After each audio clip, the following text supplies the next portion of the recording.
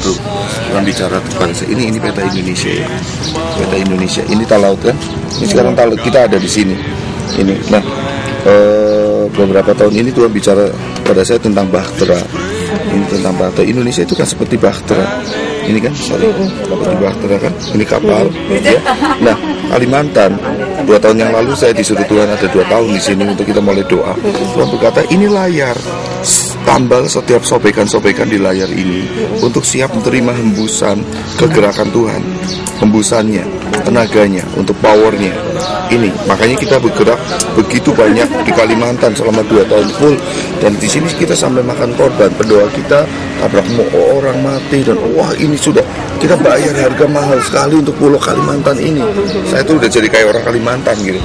Lalu Tuhan kemudian bicara, lalu kemudian 6 bulan yang lalu Tuhan bicara tentang menara pandang. Sebuah kapal akan berjalan memang dikendalikan oleh nakoda, tapi harus ada satu orang yang bertugas di atas untuk memantau apakah di depan ada karang, ada telur, ada kapal musuh atau apa. Itu tergantung yang di atas. Dia akan berseru kepada nakoda. Nah, nakoda lah yang akan kendalikan tuh kapal, iya kan? Nah, siapakah sebetulnya yang ada di sini?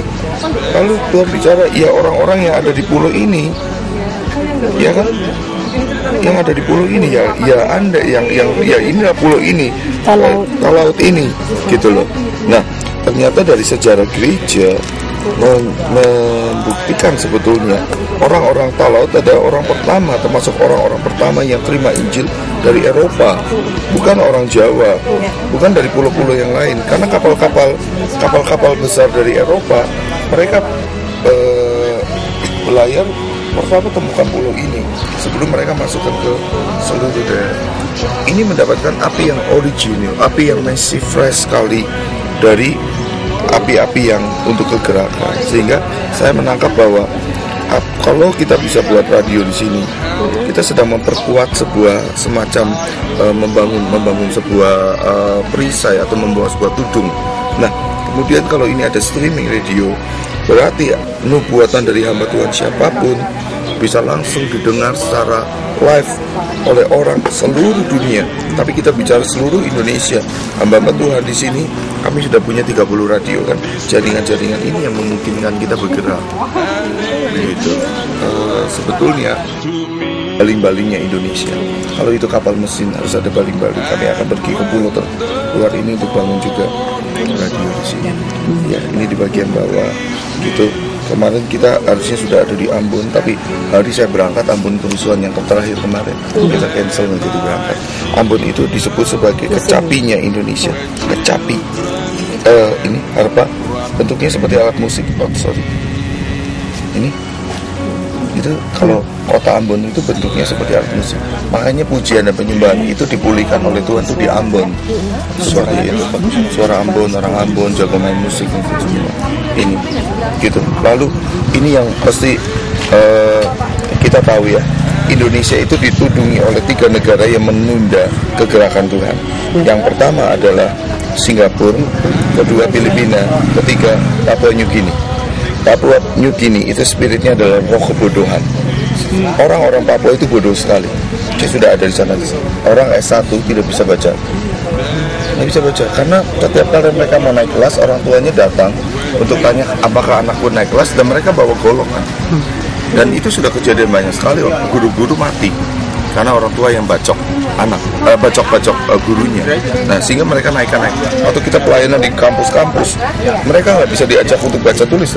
Kita ngobrol suruh baca firman, nggak bisa baca, nggak bunyi. Mereka bodoh banget gitu. Kami udah pelayanan putar ini daerahnya Yusak Cipto. Nah, lalu ini tudung kebodohan, tudung persinahan Filipina. Ini kalau ini kan ditarik kayak tudung, ini tudung persinahan. Di kota ini di Filipina, saya tinggal 2 tahun di Filipina.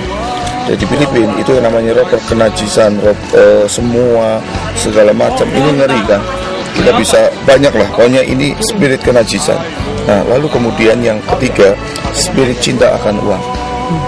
Singapura selalu bicara money, everything money lah, semuanya uang, begitu kan.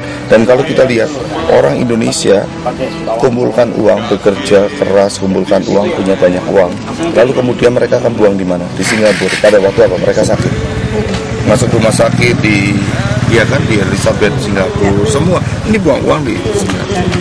Ya, perang di sini kami sudah dudukin ini lama sekali. Judi itu, iya judi semuanya. Ini mengerikan sekali apa yang ada. Ada juga Malaysia ya? Iya, Malaysia spiritnya nggak terlalu keras. Kita udah perang ke banyak tempat di sini. Gitu. Dan luar biasa, Indonesia ini negara yang sebetulnya tadinya Indonesia itu menguasai seluruh ini zaman Sriwijaya, ya kan, sampai dengan ke ini, sampai ke daerah ini daerah Indonesia tadi. Nah, hanya saya cuma kata bahwa Indonesia ini menjadi daerah yang dipersiapkan untuk terjadinya sebuah revival.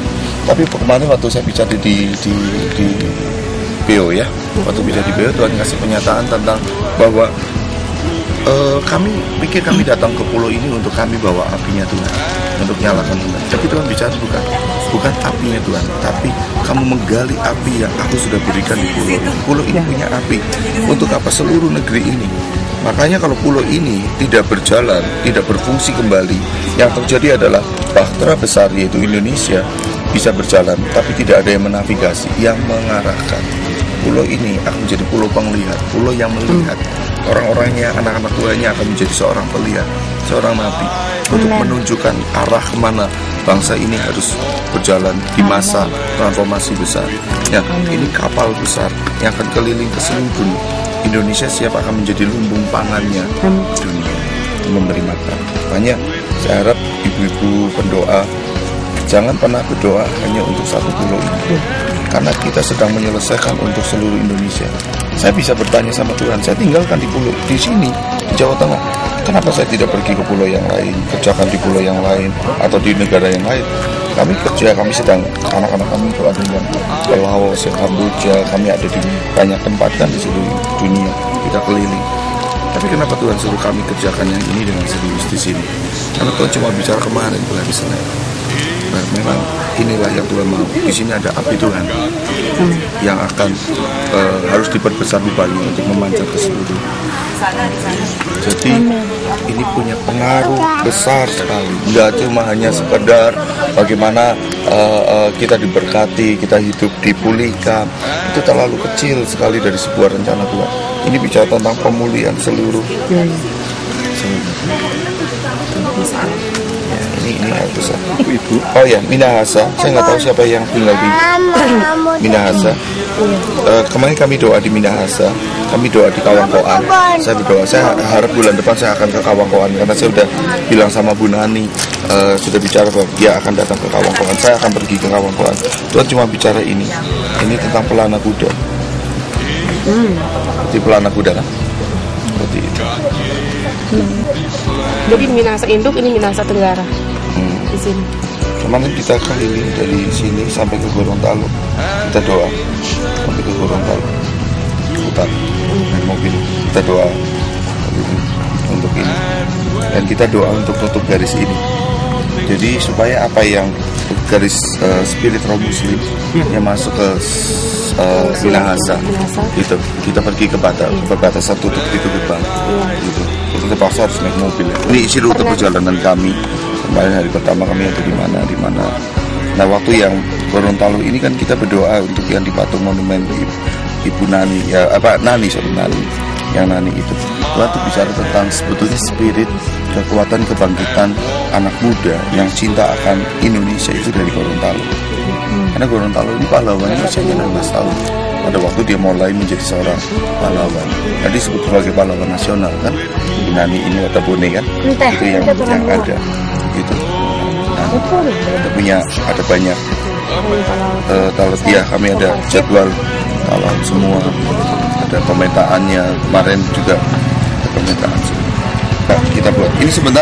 Saya akan ke kantor gubernur di Manado untuk doa untuk patok karena saya belum selesaikan itu. Tuhan suruh sejarah bisa berubah. Banyak depan dulu ya. kota kami namanya Purwokerto. Jadi pada waktu kita mulai berdoa sama Tuhan, Tuhan tuh mampu mengubah sesuatu yang namanya destiny dari kota yang biasa sampai masuk ke dalam planning menjadi ibu kota Republik Indonesia, menggantikan Jakarta. Kemarin SBY sudah tinggal berapa hari, udah ada landscape perkantoran semua dari kepresidenan, kementerian semua di Indonesia. Itu dari pendoa-pendoa yang berteriak berdoa bahwa kota kami akan memerintah atas seluruh negeri. Jadi sebetulnya kembali kalau kita punya kehidupan doa yang kuat, kita mampu mengubah sebuah keputusan. Ya kan kita berhadap kita menghadap Tuhan seperti Musa menghadap Tuhan, semua seperti itu kan. Jadi kemarin Pak SBY dapat permen yang kita bagikan. 85% ya? Iya. Ini Pak SBY, Pak SBY, ini baju batiknya yang kita buat. Kita yang ini kasih. Ya kemarin saya dikasih lasma, itu kemarin 85% itu ya? Iya. Rencana Tuhan untuk Indonesia digenapi ya? Makanya saya bilang di sini nggak perlu 85%. Ini sudah melampaui, maksud saya lebih enak kerjanya. Ini kita berdoa yang ada di Bahtera memang cukup banyak. Kita banyak sekali, kita dibagi 6 divisi, 6 grup kan dari 6 hamba Tuhan. Cuma di setiap 6 ini kita ada yang namanya ring 1, ada pendoa ring 1. Nah kalau saya di ring 1, cuma kadang ada yang di ring 2, ring 3 kan kadang kami udah nggak saling kenal gitu karena sudah jumlahnya ribuan kan pembagian tugas. Jadi kalau kayak saya mau masuk gini, aku dapat apa dari Tuhan, aku konfirmasi sama pemimpin, boleh pergi enggak, boleh. Terus ya kita istilahnya kita tanya otoritas. Jadi kalau otoritasnya Sulawesi secara kebutuhan Ibu Nani dari Cirebon.